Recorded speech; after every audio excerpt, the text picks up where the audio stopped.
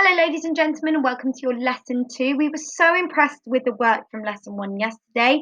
Just to recap before I go on to lesson 2, you should have uploaded your questions and your answers to the question yesterday or yesterday's task, where it asked you to answer all these questions and research about a celebrity who inspires you.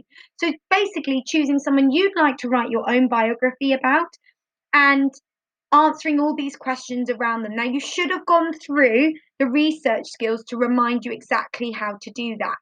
If you've not yet done that, ladies and gentlemen, please pause this video and have a go, making sure that you finish off answering all those key questions from yesterday about your chosen celebrity you're going to write your biography about.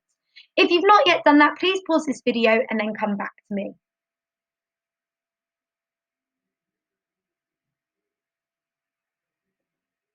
Hello, ladies and gentlemen, welcome back to today's lesson 2. We hope that you're well and that you've been enjoying your biography topic so far, and that all the work you did yesterday, you got loads of information down, you've up-leveled it as much as you can, and it's ready to now move on to section 2. So lesson 2 today, we're going to be identifying features of biography, where we're going to be looking at the features of a biography. We're going to look at the structure. We're going to look at the success criteria, and we're going to look a little bit at research. So as you can see here, we always start with our spelling starter, ladies and gentlemen, and this should be uploaded with today's English work to your Class Dojo portfolio. Your spelling starter today is to write down a super sentence for each of these common exception words from the Year 6, 5 and 6 spelling list. Can you add in an adjective or a conjunction, a forest, trick of three, alliteration, simile, to make them really super and really exciting? Please make sure that when you do this, you're using your cursive and joint handwriting, as the expectation is just the same as last term. Please pause this video and have a go now. Hello, ladies and gentlemen, welcome back. You should have finished off your work from yesterday, and as well as that, you should have had a go at today's starter. Once you've done that, we can now move on to this part of the lesson, where it takes you through the features of a biography. So this is what is expected in a biography text. So usually they're written in the third person. It opens with a strong hook to grab the reader's attention, chronological order, time connectives. It covers all these specific areas which you should have written about should have researched and written about your chosen celebrity yesterday. It gives specific details about the people, place, events, times, dates, and etc. It reflects on how the events have shaped that person. It may include some relative photographs or your own pictures with some captions. It always concludes with the subject is doing now, or what their legacy, so if that person has passed away, what they've left behind. It can include direct or indirect speech or quotes from the different sources. It contains dates linked to specific events, again in chronological order. It's written in a formal language, and the text is always split up into paragraphs, often with a subheading. Now, ladies and gentlemen, please can we remind you that if you don't know what any of these mean, all you need to do is scroll down, and I've picked the worst time to choose to scroll down. All you need to do is scroll down to your grammar resource section, and all you need to do is listen to your grammar resource teaching point and go through your grammar resource, which will explain what each of these sections mean. So I won't go into a lot of detail with them now, because they've already each been broken down for you, not only in the grammar resource teaching point, but also in the grammar resource. So you need to go through those before you continue with anything, just so you are 100% secure in the features. So please make sure you do this now. I would like you to pause the video, go through your grammar resource and the teaching point accompanying it, and make sure that you feel 100% secure before we move on. Best of luck.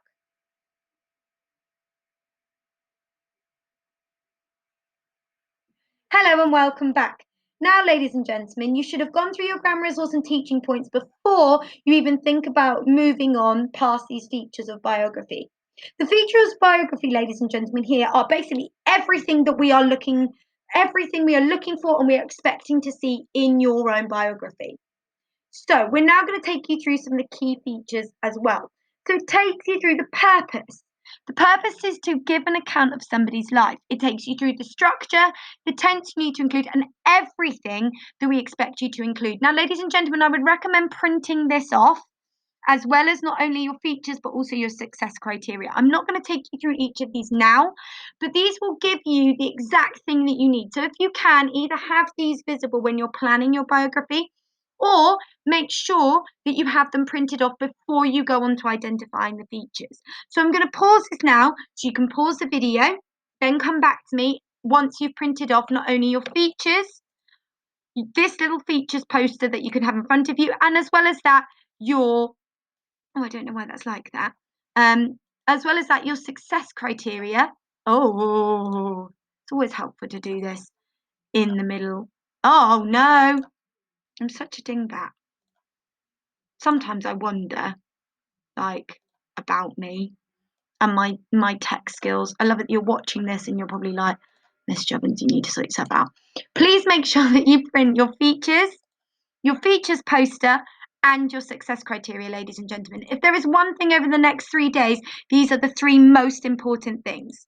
So before I ask you to stop and print those off and then come back to me, make sure that you go through your success criteria. It's basically all of these 2 things amalgamated, that means brought together as a tick sheet. And remember that you need to be able to show more than 2 pieces of evidence in your biography planning and first draft before you can even tick each of these boxes off.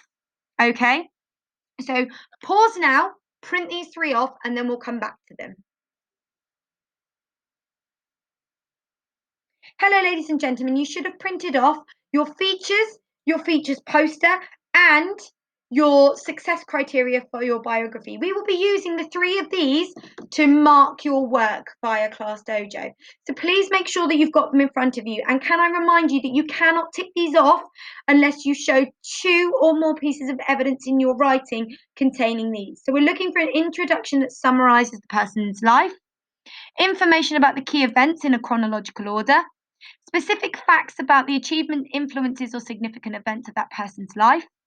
The text is split up into paragraphs, also containing subheadings, written in the third person and past tense, their feelings about the different points and events in their life, quotes from the person themselves or key people in their life, a photograph or more with captions or like captions / subheadings, and a conclusion about how they will be remembered or what they're currently doing now. Now, ladies and gentlemen, please can we remind you that you need to use your grammar resource in order to support your learning. So don't forget, you can pause these videos at any point and reference to them. So as well as that, there is this useful poster, which basically breaks down what a biography is and why they are used. So these are also some key areas that you can research about your chosen person. So you can also include these key facts about them. And if you'd like to do that, please remember that you can always pause this and come back to it. Hello, ladies and gentlemen. Now, this is going to be really useful. And again, if you can, I would make sure that you print this off as well. And that is your taps, ladies and gentlemen. Your taps are probably one of the most useful things that you can use whenever you are doing a piece of writing. It not only informs you what you're writing, so the purpose and the structure and how we are expecting you to lay it out, but as well as that, it tells you why you're writing it and who you're writing it for. So this, ladies and gentlemen, this structure here of your biography can just be used basically as a basis for your writing. You don't have to stick to this completely. You can also use this poster in order to support you. But the structure here is for those of you who think, actually, do you know what? I need a bit more support in how to lay out and write my biography. So please make sure that you are going through these slides in as much detail and as informatively as possible, and you keep recapping them. I'm not going to read it out for you in full, because there's no point me reading out something that you yourself can read through yourself. You're year 6 now, you should be able to read through these. But remember, if you do have any questions about these, don't hesitate to get in contact. So once you've read through not only your key features, your features poster, your success criteria, the poster here, and your taps, you then need to have a look at the modelled examples on the next following slides. Now, we would also like you to have a look at this video here. We would then like you, ladies and gentlemen, to either print these off or maybe print screening them and then uploading them. That way, we'd like you to read through these examples of Mary Seacole. Using your success criteria, your TAPs, your posters, and your key feature, can you identify all the key features in this example text? Now remember that you need to underline or highlight each of the features you find, or you can possibly label it. Now if you are highlighting, please remember to use a key to identify the key features. After that, you then use the annotated version, not only to mark your work, but also as a model and basis for your own, based on your inspirational person. Once you've done that, don't forget to upload it to Class Dojo. Once you've done this one, ladies and gentlemen, we'd like you to have a go at Tom Daly. Just like the Mary Seacole one, we'd like you to do this for the same. Then, now the Tom Daly one is 2 pages. Then, ladies and gentlemen, we'd like you to use the modelled example not only to mark your work, but also use it as a basis for your own writing. If you do have any questions, ladies and gentlemen, please don't hesitate to get in contact. We are here to help you. And if you're struggling with anything, don't hesitate to get in contact with your class teacher straight away. We hope that you enjoyed today's activities. Now, if you can't remember what they are, you should have printed off and identified the success criteria, the key features, the posters, and your TAPs, going through them in much detail as possible. Then you should have had a go at the Mary Seacole and the Tom Daly example model text, not only using them as a basis for your own, but identifying the key features and the success criteria throughout. You then should have looked through each of these answered modelled examples and used them as a basis for your own planning in lesson 3. We hope you enjoyed today's topic, and as we said, any questions at all, don't hesitate to get in contact. Have a lovely day and speak to you soon. Bye!